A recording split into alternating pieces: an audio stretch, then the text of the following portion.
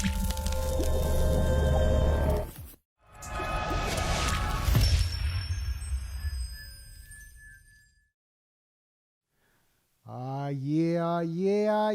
We live virtual performance and podcast.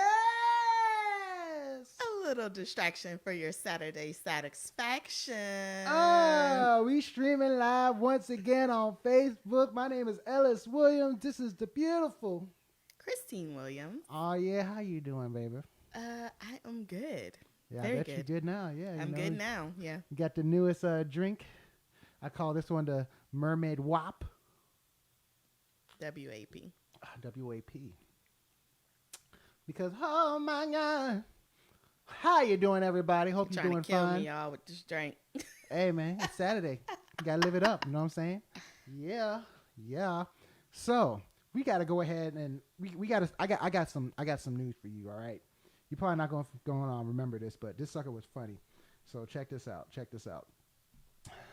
This guy right here, this guy. Hilarious. All right. This is this week's news. You probably don't heard of this, but and it's funny. I'm gonna tell you where the source came from.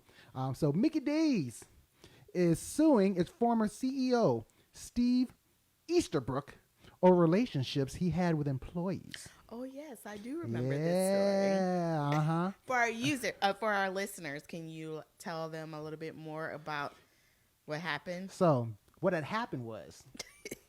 Oh, by the way, this is episode 18.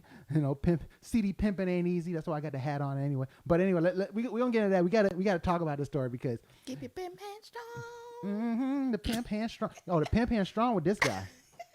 All right, so check it out. So we only had one consensual relationship with one of his workers. All right, it was consensual, but he had 3 others that the company didn't know about. Or that he didn't tell them, like I guess he lied to the board or whatever. And the company is trying appropriate for pimping ain't easy. And it's hot out here for a pimp. Something. When your McDonald's money is spent. Oh my gosh. Anyway, so the company is trying to recover his payoff, which is reportedly $40 million. So they suing him for that money back. And, and McDonald's got it. It wasn't a payoff. It was like a severance pay because they fired him and a $40 million severance pay. So, yeah, let's clear that up. It was a severance pay. True. So he was fired. I mean, he was let go, but it was and pretty much like the company prohibits any kind of relationship between employees in a direct or indirect manner, I guess, reporting relationship. I don't know. That's what I got here. If you're a manager, anybody, you should not be having relationships with them. Pretty much. Any company, that should be applicable. And guess where this news source is from? What? The BBC. Wow. News. BBC News. Get your mind out the gutter and pass the butter. Anyway, we have a great episode for you guys. We're going to talk about a little bit about CD, the compact disc, and we have a great interview for you guys. Mm-hmm. Are we done with this story? Because I had. Oh, you have some more to say about the story. Mm-hmm. Oh, what? I love this. So you have some more puns? No more puns, but I just wanted to add a little bit more, like what I found out about the story. So the reason why he got caught is because he was being sloppy. And saving, and he had pictures and stuff on his personal, well, not personal, it was his company's cell phone. So like, when you get a company phone, if it at all, the company pays for your cell phone, which is the same at my company. They own the rights. Mm-hmm. Well, at my old company, they own the rights to that phone. So anything on it, technically they have the right to. So even if you delete it, it is on the server, people. Nothing goes away nowadays, just so you know. So you are always on the hook for everything. So what you're saying is don't sex on your work phone. That's what I'm saying. So he was trying to be the Big Mac, but he ended up being fired.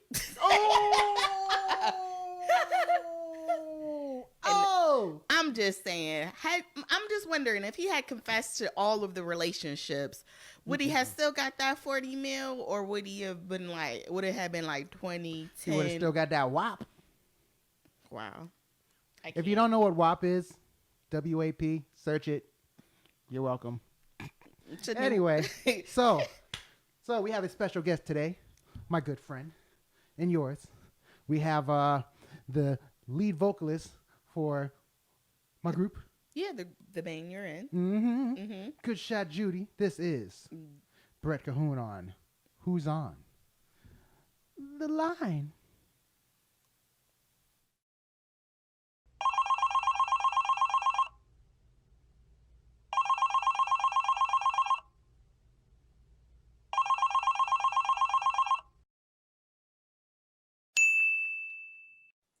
Hey, this is Brett Cahoon from Good Shot Judy calling in today. Yeah. I've been a musician my entire life, or at least since I was 15 years old. That gives me about 31 years of experience now. I was in restaurants for 20 years or so, and I've been an entrepreneur for the last 5 years. Nice. Cool. All right, well, let's go ahead and get this thing started. These juicy questions going. So for our listeners who may not have heard of Good Shot Judy, could you just talk a little bit more about band and kind of what you guys do? Sure.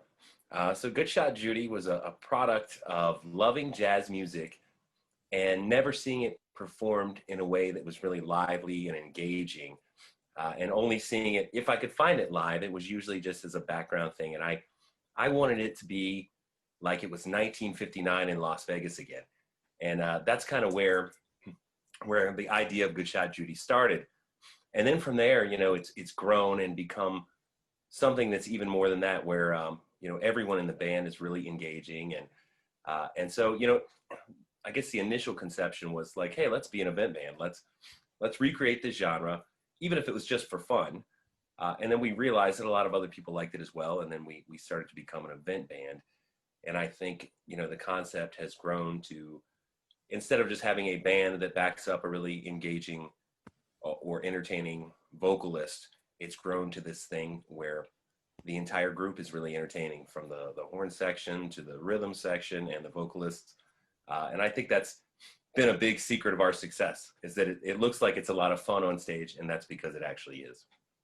And I could definitely say from experience that is extremely fun on stage. If some of our viewers don't know, I'm actually a part of Good Shot Judy. I'm playing horn, acting a fool up there, and it's definitely been an experience with you guys. Had a lot of fun, a lot of growth, great people to play with.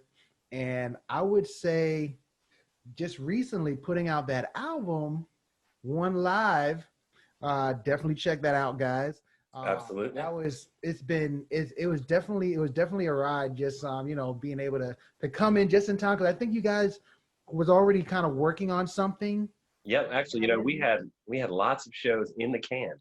That the problem is that you record a 3-hour show or a 2-hour show, and then it takes 2 hours to listen to it. And so I had recorded maybe a dozen different shows, and I thought, well, we'll just pick the best from each thing. And then once you were with us and we finally became the finely tuned machine that we are, we actually, when we were performing at Elevation 27, our live engineer, Carol Miller, recorded multi-track that show, and I didn't even know he was doing that. And then he gave me the tracks later, and I thought, we were pretty on that night, and we had a great time, and I said, let's just use 20 of the songs we performed from that night. So yeah. So and Ellis, that's one thing I will say for you, is that you have been a big part of the heart of this, the energy and the enthusiasm, and that's all what makes it so much fun. Oh yeah, definitely, man. It's definitely good being able to have like a platform to just let all that energy and positivity out. So definitely thank you for having me. Oh man, the pleasure's all mine. Mm-hmm. So why that era, or why swing band? So it kind of started in, so I grew up as a punk rocker. The Ramones were basically my religion when I was 15, 16. And so naturally I wanted to be just like them. And because you could perform punk rock with so few chords and such little knowledge of music, everyone was doing it, right? Well, that part kind of came later, where everyone was doing it. So me and my friends got together and we were like, okay, this is a punk band. And then I became a songwriter through realizing that, hey, what was, even though I was an accomplished rock guitarist, everyone on my block, where there was always a guy down the street that was better than you, and I realized the only thing that would be uniquely mine would be my own compositions. So, I went down that road. I wrote, exclusively for my group 10 years from now, and for myself. And I wrote all original music. The band would perform a cover maybe once or twice a night.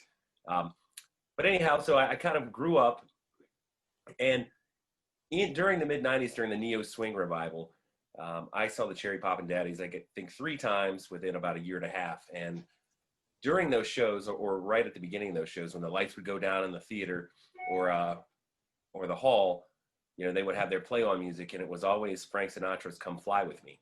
And so it was after the 3rd time I saw them that I thought, man, I really like that song. I need to go check out Frank Sinatra. And I found this live album, and I listened to that song a few times and a couple others, and I was like, okay. And one night I was driving to the mountains at 4 a.m, like through an ice storm. And it was like a white knuckle night where you're like, oh God, you can't take your hands off the wheel. And so that CD, this Live in Paris Frank Sinatra CD, flipped in my deck. I had listened to it like 3 times because it was an ice storm and traffic was moving really slow. And I found out like by the next day, I was like, man, I really dig this. And so then I started exploring more Sinatra, more Dean Martin, Sammy Davis Jr., Nat King Cole, Ray Charles, all these things. And, I had never had the opportunity to sing with just a piano or just, a small combo. And I just thought it was, very sexy. And I liked that kind of, just these songs, standards were so beautiful and so well written. They're from a different era, when it wasn't, lyrically, some of that stuff today still, I'm almost a little intimidated but as a songwriter, I think, okay, well, we're going to do this song by Sammy Cahn, Cole Porter, and then here's one that I wrote, and those guys were so good that, so anyhow, sorry guys, this is a long rambling answer, but I just fell in love with that genre. And then when I thought, hey, I reached out to other groups in the area that were performing, and I'd say, hey, I'd love to be a vocalist for you. And everyone just kind of blew me off. So then I thought, well, I've been a guitarist for 15 years, and, maybe I'll try my hand at piano. And then I learned to accompany myself, and I made my brother Jeff learn to play upright bass. And then we met you, and the rest is history. So, but it was just a love for the genre. If I had to make it a short answer, my rock and roll days kind of fizzled out on me. And I thought, even if this is something I only do once a month in a coffee house or a cocktail lounge, it would just make me very happy to sing some standards. That's cool. That's cool. I dig it. Now, you've been doing this for a while, and just not even the performing side of it, but behind the scenes, the music industry, talking to people, the network. If you could talk to an 18-year-old Brett Cahoon that wanted to hop into this business, what would you tell him? I think about that sometimes. And I would say 2 things. One, I would say, create something unique that you really, really love and that you're willing to work around the clock for day in and day out. Because, when I was 18, I believed that the record deal was going to be the end. You just got to get the deal, even if you can trick them into giving it to you. Well, once you got the deal, you're famous, right? And you're rich. And that's really, that's not the way it works at all. It's, if you happen to get a deal, which these days you don't even really need, then the work begins, Yeah. So I would say that. And then I would also say, to my 18-year-old self to never give up, and you're always one song away from being the next greatest thing that ever happened, right? Yeah. And you never know, and it's that one song that you never wrote or you didn't release, that could be the game changer for you in that realm of success. But I think, even more importantly is finding something that you love to do, that you're willing to work around the clock for, is what made all the difference with Good Shot Judy. Just having a musical group that where a place where I could surround myself with my, people that I love, my closest friends, and make something that actually makes other people happy. Okay, so fun question. Oh boy. Oh, I know those other questions were kind of deep, diving deep, but Mm-hmm. So this question, what out of all the, you can include Good Shot Judy or before Good Shot Judy, what has been the craziest thing to happen to you while on stage? You or someone in the audience, or if you The want craziest thing that's ever happened while I was on stage. Uh-huh. You know, I mean, you know, I've had my head cut open by banjolelees and slammed my head into ceilings, and we bled on stage. The craziest thing, though, I had an old man come on stage once. It was at a beach performance. Like, this was when I was very young, in a punk rock band, and he began to dance like an old timey dance in the middle of our punk rock set. You know, and we didn't take very kindly to that, but we in the end just happened to like laugh it off. But it was very surreal, right? Where you're like, we're a bunch of 18-year-olds or 20-year-olds playing loud and fast punk rock, and like a 70-year-old man got on stage, and I mean, I think he was an attempt to like mock us, you know, or make us look dumb, you know, but and it probably worked. I actually have one. It's not crazy. I think it's the funniest thing that's happened on stage with you guys. Mm-hmm. I was literally in tears and had to walk off the stage, and I don't even think you noticed. We were playing up here in Richmond at one of these dance halls, and we were in the middle of I want to say New York, and the thing that you would expect finally happened, and someone's shoe just went flying off during the kick. Oh, like from the audience? No, from us. I think it was Brandon. Oh, really? And then you saw the shoe, and then you kicked it off stage right when Brandon was trying to come and get it. Oh, man. Yeah, Brandon, our sax player, and he was just standing there looking at me like, I don't think I even knew that ever happened. dude, like it's just the way you did it. You just did it like you were singing. You looked down, like, oh, didn't skip a beat, didn't skip a word, just kicked it off and kept going. Right. And the tears, when I say the tears was flowing, Chelsea thought that maybe something happened. There was something wrong with me, and I was just like, I gotta get off stage to compose myself. That's funny. That would probably the funniest thing I've ever encountered on stage. Like, well, seeing a shoe on the stage is something that I could think that would make me happy if I got to kick it into the audience, you know? Yeah. So that doesn't surprise me that I did. Okay, so we talked about a couple things. We talked about the album. We talked about, you know, your background, you know, doing this whole swing thing. Now let's talk about the future. This is my favorite part. Give us some sort of little sneak peek of what we have coming up in the future.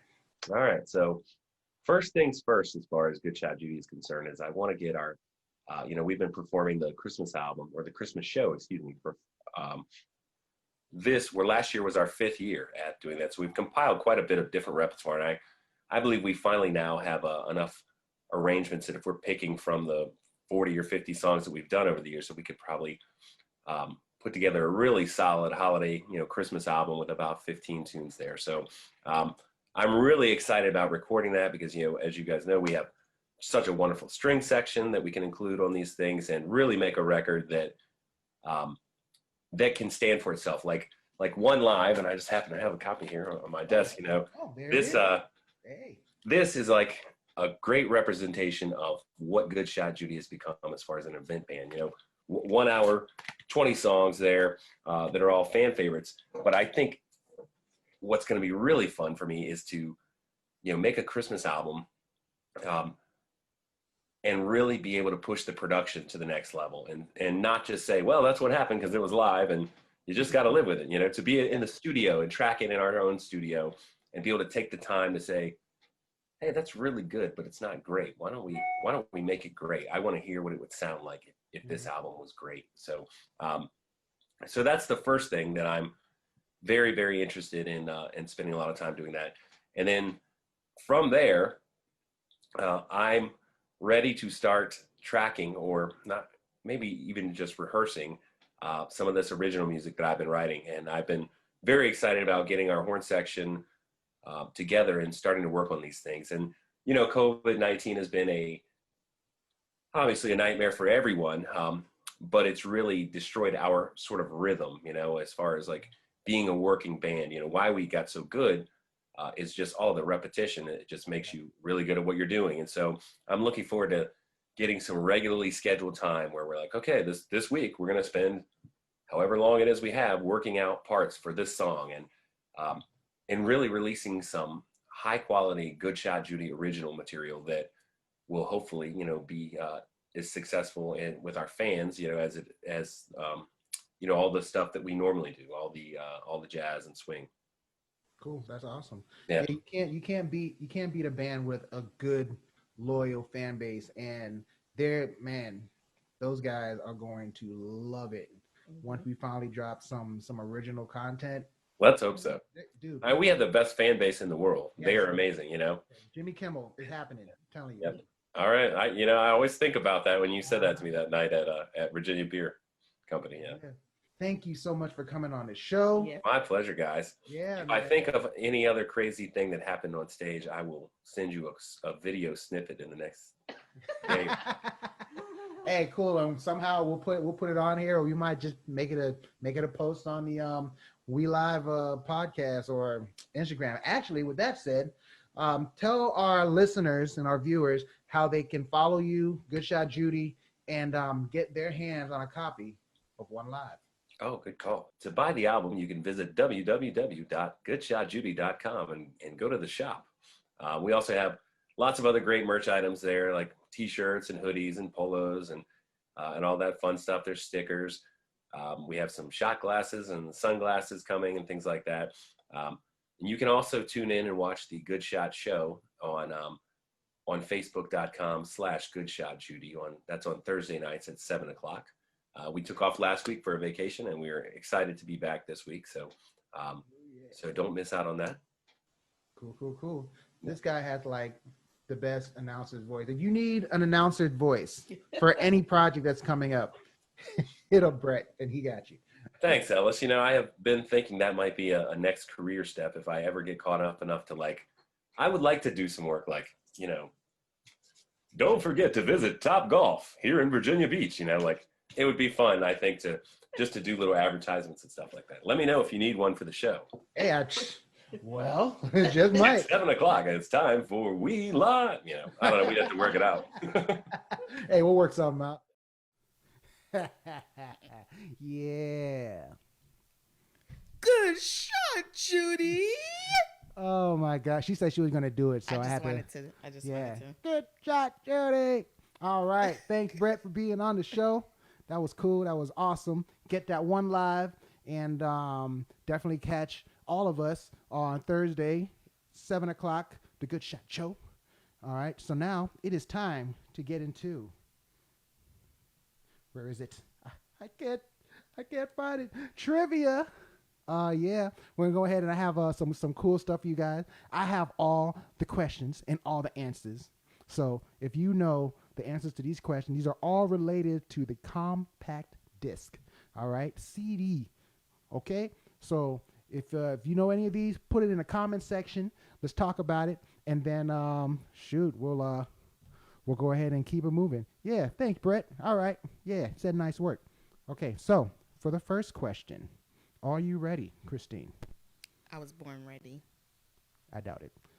Question number 1. All right. How much data can a CD hold? How much data can a CD hold? This is the multiple choice. Okay. A, 2 terabytes. B, 680 megabytes. This is a good ass drink right here. I'm gonna tell y'all. That's all right. I'm a good bartender. C, 20. The Mad Hatter bartender. I'm sorry. I'm a pimp. C, 20 gigabytes. Or D, 1.21 gigawatts. Gigawatts. If you don't get the reference, you don't get the reference. Okay. If you get the reference, shout it out. If you get the reference, put it in the comments so I can know what's going on. All right. All right. Once again, how much data can a CD hold? A, 2 terabytes. B, 680 megabytes. C, 20 gigabytes.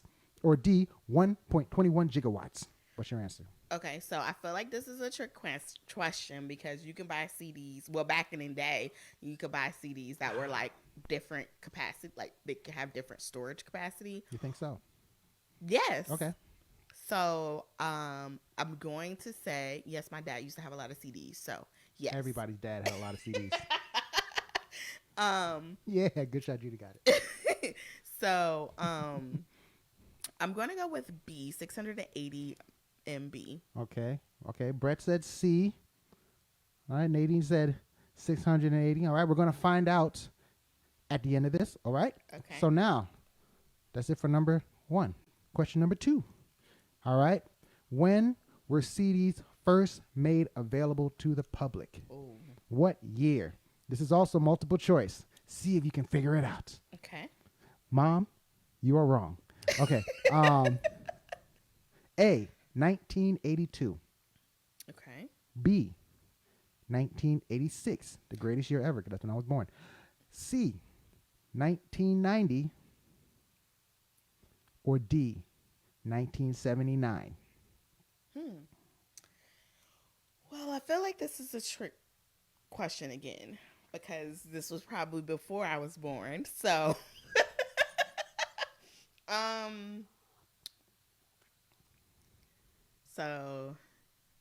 and we also weren't like all up on the technology, so we could have been really behind when we first got our first CD, because I know I first got my first CD in like 5th grade. So I'm thinking I had cassettes way for a long time. So, You're not going to get this one. I'm going to go with 1982. 1982. All right. We have some people said 1990, 1982, 1986. Brett tried to renege and say B for the first one. We'll find out. We'll find out soon enough. All right. Question number 3, the last question. Which album was the first to sell over 1 million CDs, compact disc? Michael Jackson. Psych. I don't know. Let me finish. Yam it. Go ahead. A, Thriller, Michael Jackson. I'm going to go with Thriller, Michael. Let me finish. Look, everybody gonna start saying. Someone said D already. Okay. B, Calypso, Harry Belafonte. Hey. C, Brothers in Arms by Dire Straits. Or D, Euphoria by Ellis Williams. Buy my CD now. I'm gonna go with again A, Thriller, Michael Jackson, because it was like the most sold in the whole world ever in history of time. So I'm gonna go with A. Okay. Michael Because Jackson. this is Thriller. Yeah. You ain't right. Okay, so no, you're not right. You got it wrong. All right. Really? Everybody said A. You're wrong. Still love you though. So let's It's go ahead and Belafonte, figure out. isn't it? You wish. All right. So let's go ahead and go through these answers. All right. So number one, we had how much data can a CD hold? That would be, if you answered B, you are correct. 680 megabytes, which is the equivalent of 250,000 double-sided leaves or 500,000 pages of A4 text, which would be 83 feet high and would need 8 trees to make. 8 trees. Whole 8 trees to make all the to have all the paper to write down all the information to put on a compact disc. Wow. Yes. So if you said B, you are correct. Mm-hmm. Congratulations. Now, number 2. Save the trees by Save CDs. the trees. That should have been a slogan back in the day. Save the trees by CD. Where were you? You're like 30, 40 years late. Okay. Number 2. When were CDs first made? A, 1982, B, 1986, C, 1990, or D, 1979? The answer is, if you said A, you would be correct. CDs were made available in 1982, quickly replacing vinyl and cassettes because you could skip to your favorite song. However, 1979 saw the development of the CD by tech giants Philips and Sony. Do you remember Philips? Is Philips still a thing? I think so. Which I think Philips, they make TVs and stuff which now. Philips the one with the guy on the picture where he's like sitting down and it's like air blowing him? He's like, no, but they got. I think that's Maxwell. I think it's blue and white Philips. Yeah. Okay. The logo. All right. So if you said A, you are correct. But I remember CDs. Like, I know you saying you could skip, but I remember it actually literally skipping if you did this. Remember? Or if you put it in your pocket and you would walk. Yeah. You know, if you just walked, it would skip. If you breathed on it, it would skip. Right. And I still get anxiety when I like listen to music now and I like hit the thing and I'm like, oh shoot, is it gonna skip? But then I'm like, oh no. We have streaming now. True, yeah. That just replaced everything. And the money. Replaced all the money. Anyway. I'm gonna save that for a future episode. All my streaming crap. Anyway, number 3. Which album was the first to sell over 1 million CDs? Compact disc. Not copies, but compact disc. If you said Thriller by Michael Jackson, you would be incorrect. Like horribly incorrect. The answer is C. Brothers in Arms by Dire Straits. Come on now. You know I don't know who that band is or what that album is. You thought I made it up, did you? I did. You really did. I mean, I figured it was a real band, but I was just like, I'm going to go with what I know. I thought you were throwing that one in there to throw me off and not pick Michael Jackson, but, you know, whatever. Nope. Brothers in Arms by Dire Straits reached the milestone in 1985. Calypso by Harry Belafonte. Bonus little information. Harry Belafonte was the first artist to ever sell 1 million copies of a record. Of a record, like a vinyl? So like vinyl or whatever they had. Okay. That was, Nice. he was the first. Okay. Very cool. Which is kind of crazy. I thought it would have been like any other guys before that. So there we have it. That is the trivia. James Brown, somebody, I don't know.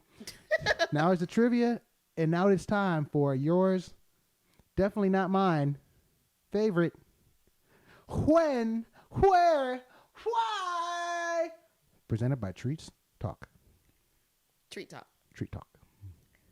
So when, where, why?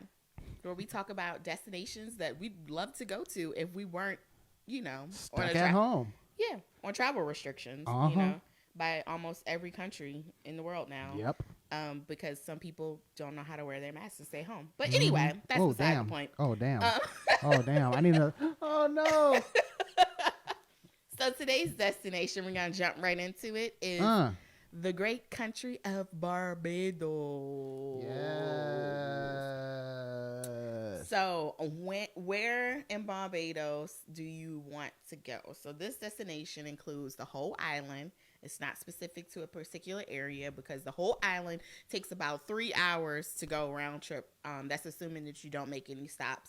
And so I am not picking a particular area for you to like stay and only stay there. But you know, stay in that area, get a rental car, and explore all sides of the island. So when do you want to go to Barbados? You know, the island of Barbados. I would say my normal answer would be December through April because the weather is best then. Okay, it's makes not sense. rainy season. You're not going to hit any hurricanes or none of that good stuff. I'm not scared of no hurricane. I'm from Florida. But right now, I'm going to change up my answer a little bit because why? Because currently, the Barbados government is allowing 12-month visas to individuals or families who move there and work remotely. What? You can apply for these visas now. It's like $3,000 for one person or $4,000 for a family. I'll include the link in the We Live group for more information if you want to check that out. But I'm just going to plug that real quick because I seriously considered it. But anyway, now other reasons why you want to go to. So when should they visit? You said December. If you're not going to do the whole visa, 12-month visa situation, December through April is going to be ideal. But right now it's a travel restriction. So, you know, check that before you book any travel there. Yeah, that's all I got to say about that.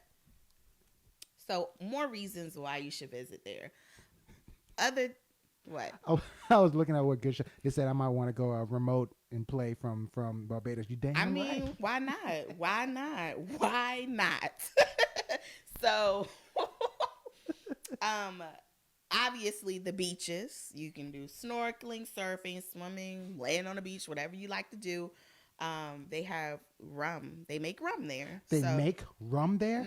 Most Caribbean islands make rum. So, that is true. That is true. So rum, you can check out the distilleries, do tours, do tastings. Yummy. I mean, you can't go wrong with rum. So, they also have a what they call a crop over summer festival. Is similar to like a 12. It's like a 12-week festival where they celebrate, and then towards the end it gets closer. It's very similar to like Carnival, like for Brazil. Other countries that have Carnival. So yeah. If you are a fan of Rihanna was from there. Yes, so she is. you can visit her home. Oh yeah. There. What's And up, then they have something called Harrison's Cave. It's a crystallized limestone cavern that you can check out. Not my personal preference because I'm not trying to get anywhere like icky like that. We did a field trip in school where we did a cavern in L.O.V.E. I just wasn't a lover of caverns. So, but if that's your thing, they have a great cavern there cave that you could check out and explore. A lot of people love it. And then most notably, always on the top of my list is going to be food. You get that Caribbean food, coconut bread, roti, you get fresh seafood, and they got fresh sugar cane, which is also very good if you've never had fresh sugar cane. Yes, sugar, like it is amazing. Oh my gosh. I love having a drink. Yeah. So anyway, that concludes my when, where, why. Oh yeah, I dig that. Now it is time for our musical selection. But let me stop. It's time for our musical selection, y'all. Good Shot Brett been watching in here, giving us some great ideas. Going live from Barbados. It's a Good Shot show. That might need to happen. I think I can clear that with my job. Yeah, but for now, we're going to take you guys over to our musical guest, which is actually Good Shot Judy. So we'll be performing one of our hits from last year. We made this video. It got like best video, and we got all these awards, and it's really cool. So definitely enjoy this one. This one is L.O.V.E. This is GSJ L.O.V.E. take number 144. Marker.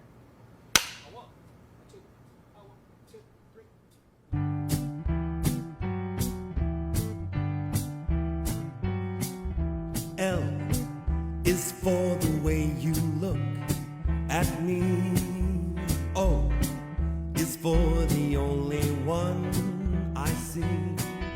V is very, very extraordinary. E is even more than anyone that you adore, and love is all that I can give to you. Love is more than just a game for two.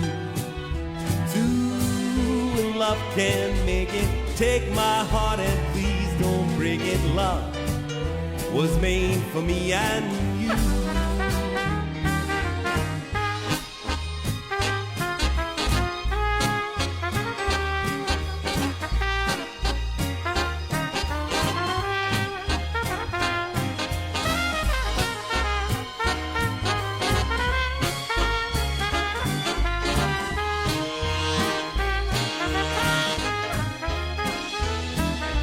L is for the way you look at me. O is for the only one I see.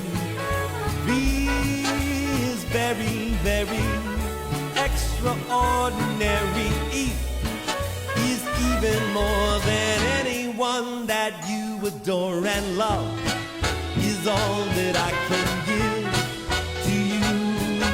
Love is more than just a game for two.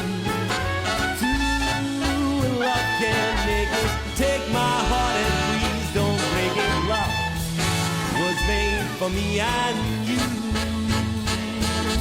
Love was made for me and you.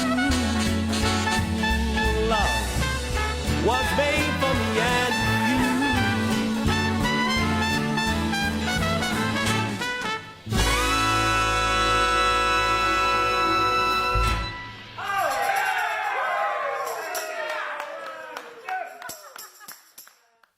L is for the only. Wait, mess it up already. Okay.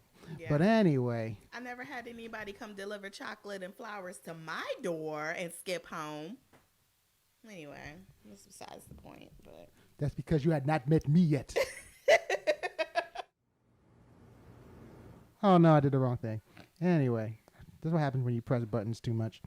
So, that's the show, guys. Thank you for watching so much. Thanks to our special guest, Brett Cahoon from Good Shot Judy. yes, thanks, Brett. Yes. Remember to follow us on Instagram. Uh-oh. Follow us on Instagram, we.live.podcast, and join the We Live Virtual Performance and Podcast group, where I believe we're doing our watch party right now. So big up to everybody there, and check that out. And remember to follow our newest addition to the Willz Entertainment lineup, Treat Talk. Yes. Travel and eat. Talk. And talk. Where if you love the When We're Wise segments, then you would love this Street Talk, where we also explore recipes, all things related food, and all things related travel. Yeah. And also, I have an announcement. Yes, I do. August 19th, I believe that is a Wednesday. I think so. Whenever August 19th is, I am doing a virtual release party for All From One Experience at 8 p.m. There's going to be some good stuff. I'm going to be performing some tracks off of the album, some other things. I might even have a special guest. Who knows? We'll be performing live on Facebook right here, and YouTube right now is available on the website Willz Entertainment, EWILLZ Entertainment.com. You can get the physical package, CD package, which has the CD, a digital download of the album, and a digital download of the first Live the Music Volume 1 CD that I did way back when, and a little thank you in there. And I think that's... Oh, and then we also have the digital download that you can buy if you don't want to get the CD for $9.99. Because if we said one more penny more, you wouldn't buy. All right, guys, and that's it. I'm about to do the music wrap up to this, where I'll be performing some songs. I'm even going to start with L.O.V.E. on my on my Instagram page. That is ewillzmusic. I don't know what's going on here with this graphic, but anyway, that's EWILLZ music. Catch me immediately after this. I'm going live, and remember, What? if you fart and it stinks, you should probably go to the bathroom.